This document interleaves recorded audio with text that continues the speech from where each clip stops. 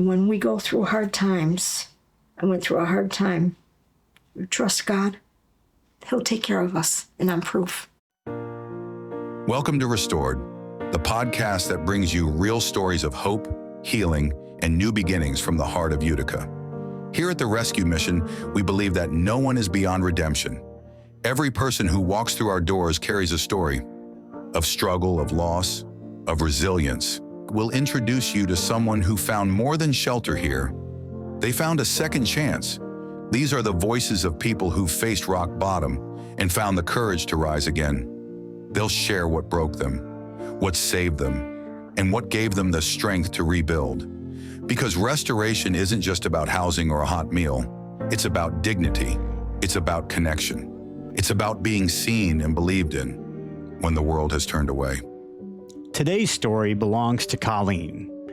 She didn't become homeless because of addiction. She didn't lose everything overnight.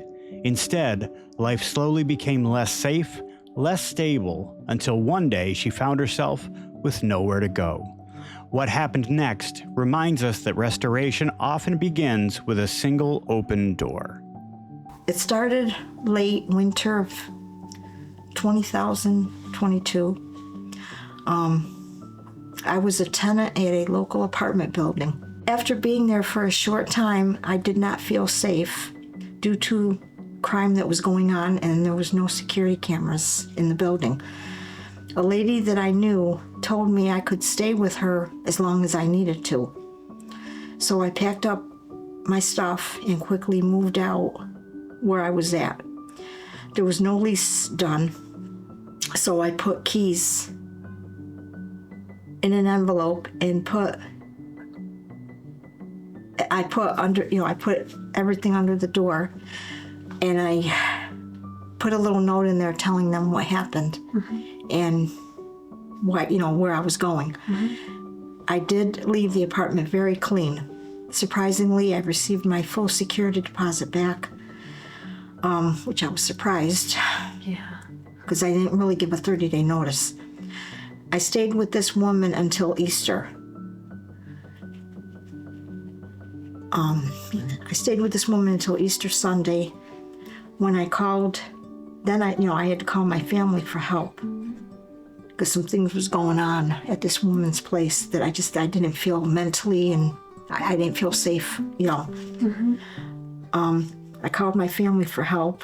They came because I was crying. I said, I need to get out of here. They came and got me and took what I needed. They said, just pack up some stuff which you need for a couple days. A couple days later, because the lady I was staying with, she was very aggressive, verbally aggressive, threatening me. That if I didn't come back immediately, that she was going to sell my stuff. And I went into really bad anxiety. Fear doesn't always look dramatic. Sometimes it looks like sleeping somewhere you don't feel safe. Sometimes it means asking family for help. Sometimes it means discovering there are no easy answers. For Colleen, every door seemed to close until someone pointed her toward the rescue mission. The state had told my family, in order for me to get housing, that I literally had to be homeless. Right. And my family's like, well, she is homeless. She's staying with us. And they told her, no, that's not homeless. Wow. And my mind, I just started racing, and I was scared. I was told I couldn't get housing unless I was homeless, okay? Then, this is where everything started. I was then dropped off at the drop-in center.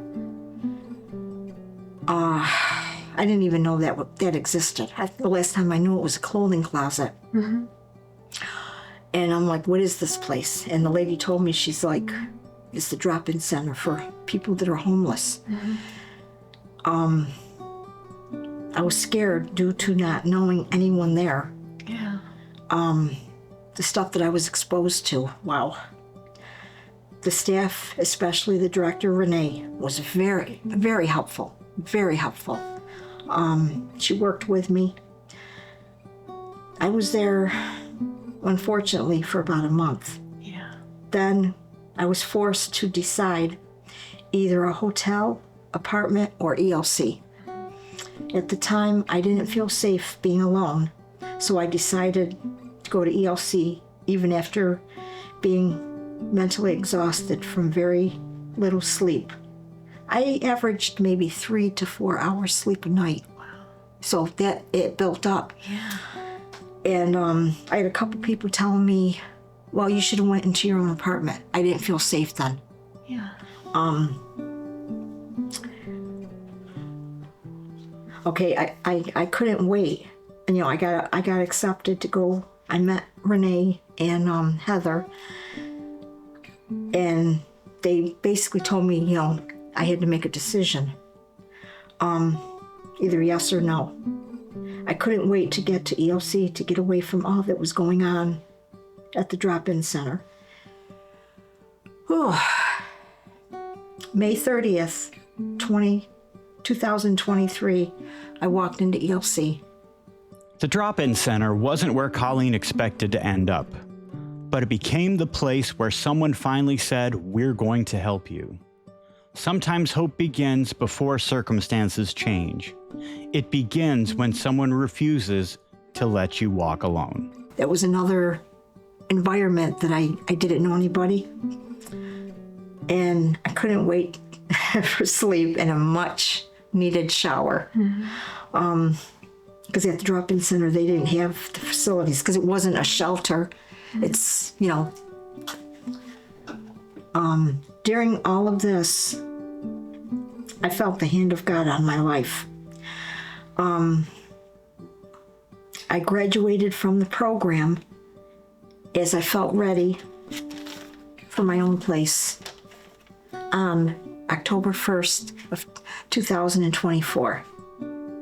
The Lord has been faithful in providing what I need for my apartment. I am so thankful for the rescue mission for being there when I really needed them. Last but not least, on the journey I was on from being homeless to my own place, the Lord has put some wonderful people in my life. Wow.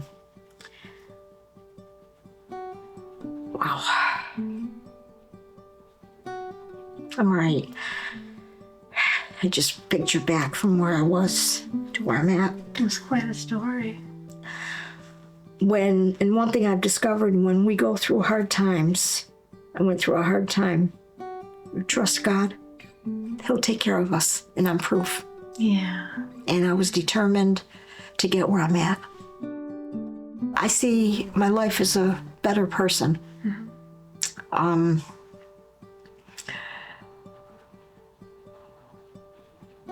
I have challenges, but I'm determined to meet them challenges, and I have been. When I left the mission, I was scared. I'm being honest. I was scared to being on my own, but I do have help, out in the community, which I'm thankful for that. Overall, I've become more independent, and I think I relied too much on the rescue mission. I felt, and this is not in a negative way, I felt like a lot of my independence was taken away, but it was important at the time. Overall, they were there for me. When I first left the rescue mission and I got into my own apartment, I was literally sleeping on an air mattress. I had nothing. And I bought stuff for my apartment. I've had people give me stuff. Some people, they're like, wow, how good I'm doing. Yeah. Yeah. Yeah, it's I amazing. take one day at a time. I've been in a situation where I moved into an apartment with an overnight bag, and a year later I needed a moving van to get all this stuff. Yeah, and when I've had a couple people come to my apartment and they were like, You were homeless one time? I go, yeah. And they're like, wow, Yeah. look at you now. Exactly. Because I was determined to get, small steps, and I'm very happy with my life right now. Very happy. I'm pleased with how much I've accomplished. It didn't happen overnight, and I'm thankful for the staff, the Rescue Mission, Ernie, Wendy, thank you. And in order to get something done, we have to work together. We have to work together. It's a team. I really like that. Yeah, you can't do it on your own. Being by yourself, you can't. It takes teamwork to make things happen. Recovery isn't measured only by finding housing. It's measured by rediscovering confidence, finding peace, learning independence, believing tomorrow can be better than yesterday. Thank you for listening to Restored, a podcast from the Rescue Mission of Utica. If you or someone you love is struggling with homelessness, addiction, or just needs a fresh start, hope is closer than you think.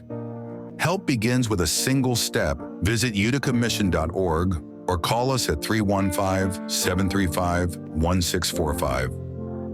We're here 24/7, ready to meet you where you are and walk with you toward a new beginning. And if this story moved you, please share this episode. Your voice helps amplify the voices of those working to rebuild their lives. To support our work or to become a monthly miracle partner, visit us online at uticamission.org.